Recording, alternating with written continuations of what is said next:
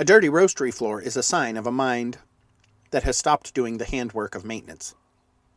Cleanliness is the selah, the pause of clearing the debris so that the roots can breathe and the fruit can be seen. It's about respect for the space, the tools, and the people we serve. It is the structural clarity that allows us to focus on the work that actually matters.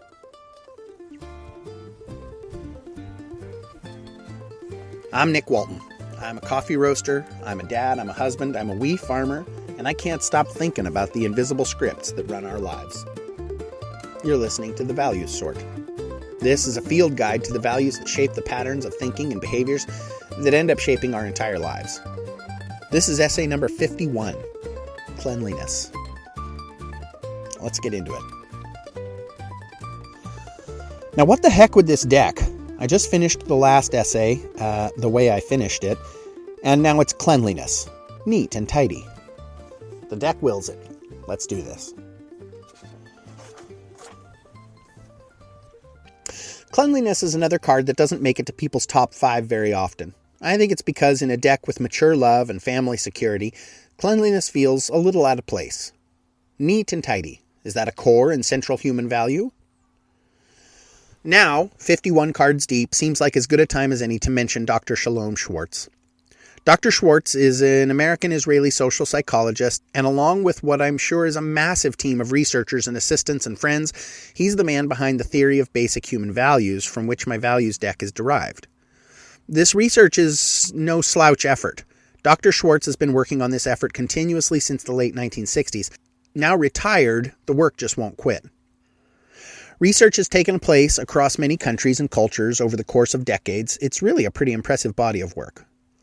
So what the heck is cleanliness doing in here? Well, these values are universal. They're cross-cultural in their very nature, and they reflect people's responses and research over those cultural lines.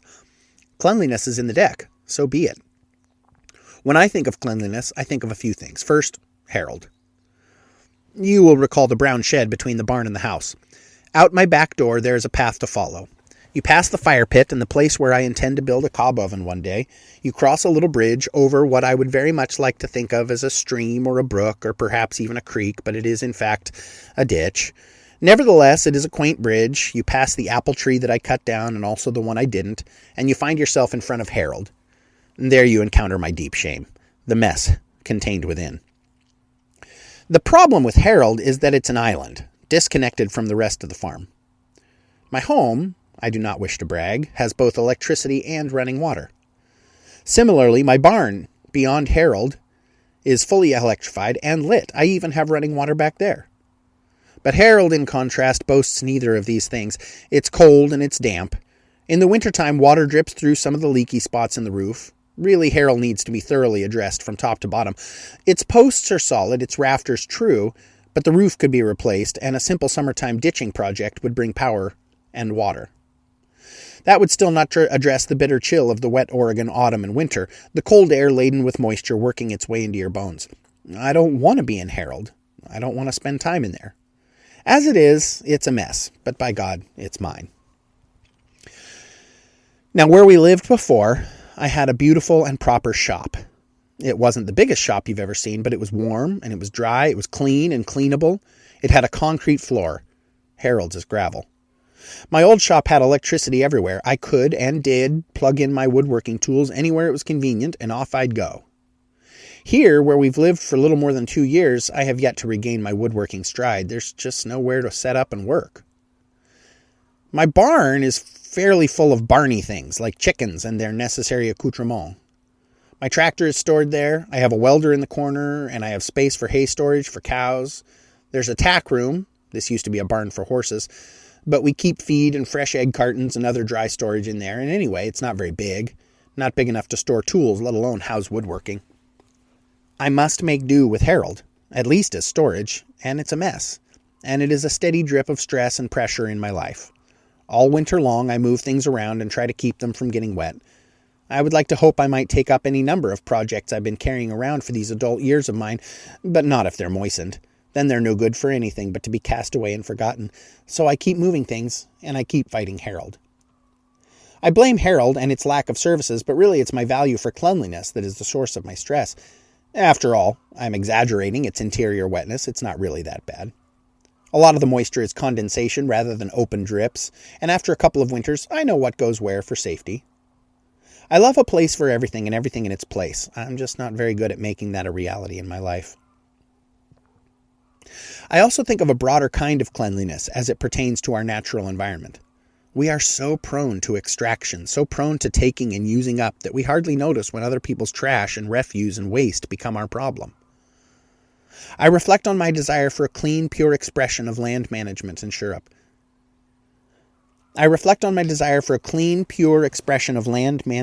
stewardship. I have a few acres here. It's an island in the middle of 1,000,000 acres of ryegrass and hazelnuts and enough vines to romantically refer to our part of the countryside as wine country. There are monoculture crops, and to a large degree monoculture crops require intensive chemical inputs in order to maintain. And I am the owner of, as I mentioned, a stretch of ditch. I wish it was a river, a proper waterway, but it is a ditch. There are no fish. There's the occasional duck seeking refuge from the nearby hunters hidden in blinds this time of year. Now, I have plans for my land, to improve it, to beautify it, to improve the soil quality like my brother's doing on his piece of the earth. I'm so proud of him. I'm so impressed. I'm so inspired. Beyond Harold is the barn, and beyond that there are 3 pastures, about 90 feet wide and about 500 feet long each. Here's my plan. I'd like to rip out the fences between the pastures, making it a larger open pasture area of about 3 acres. I'd like to ring the whole thing with a 5-foot wide hedgerow constructed of species endemic to my area. I'll plant taller trees and then cut them partially down, laying them into the hedgerow and allowing new growth to take off upward from the fallen trunks. I'll plant red osier dogwoods. I'll plant red osier dogwoods and Oregon grape and Pacific snowberry and other species that will grow tightly together. This hedgerow will be a wind and visual break in the landscape and will stop invasive seeds from blowing into the main pasture. It will also stop chickens and cows from wandering out of the pasture. And then I'd like to carve some shallow swales that follow the gentle topography of the land, allowing for more water to be retained and used by some of the gentle copses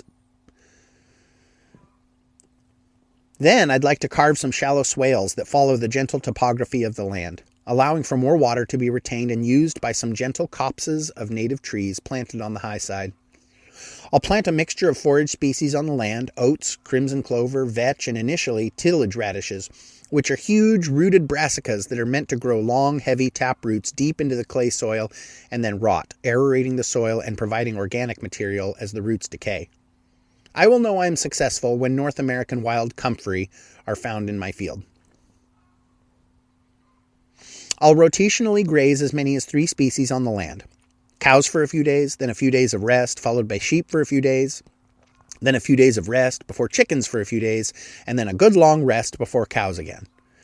By grazing multiple species, I will exponentially increase my soil's microbiome, the health and fertility of the soil. It will willingly endure more hooves for a longer season. I learned all this from my brother. It's neat. It's tidy. Somehow this speaks to cleanliness to me. But as I said, our land is an island in a sea of monoculture. My ditch will continue to run with petrochemical runoff no matter what I do, and all I can do is take responsibility for my little stretch of earth. I can steward what I have and not swim in the ditch. I can't avoid swimming in the ditch. Finally, I think about my own inner cleanliness. This is where inner harmony and self-discipline meet up and marinate together and sometimes create friction in my sense of self-worth. It's my own sense of inner cleanliness that calls me back to Harold. Fix the roof, it calls to me. Perhaps a door that closes properly, it whispers in my ear as I pass by. Inner cleanliness is another central theme of this whole project, a central theme of my adult life. I am reminded again of the man who married my wife and me, and his childhood home, and the spring of clean water that fed the whole farm, its animals and its people, its gardens, its crops, its guests. The spring required maintenance, and part of that was a thorough yearly cleaning. We must clean our springs. We must maintain our water sources for ourselves and for those we wish to care for. In the end, I do have a value for cleanliness. I want to live clean. I want to be clean of heart and intention. I want to wake up to a clean kitchen. My wife loves it, and so do I. And I want to contribute to a greater cleanliness for my children and for yours.